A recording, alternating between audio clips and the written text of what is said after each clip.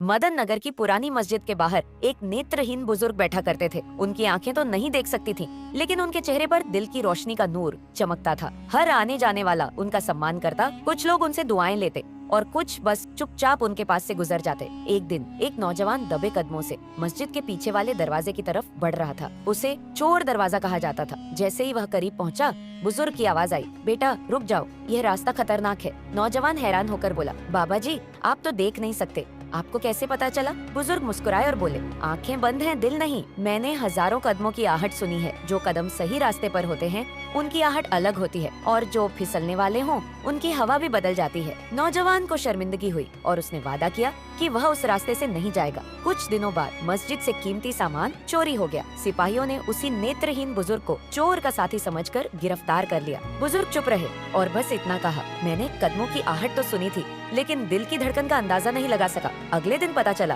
कि असल चोर वही नौजवान था जिसने खुद को बचाने के लिए बुजुर्ग पर इल्जाम लगाया था। लोगों के सर शर्म से झुक गए। बुजुर्ग को रिहाई तो मिल गई, लेकिन उनकी मुस्कान हमेशा के लिए गायब हो गई। उस दिन के बाद उन्होंने मस्जिद के दरवाजे पर बैठना छोड़ दिया। उनकी जगह एक लेख रह गया। धोखा अक्सर उन चेहरों पर होता है जिन पर आपने सबसे ज्यादा भरोसा किया होता है। नैतिक शिक्षा भलाई करो, लेकिन आंखें खुली रखो। हर मासूम दिखने वाला चेहरा नेक दिल नहीं होता।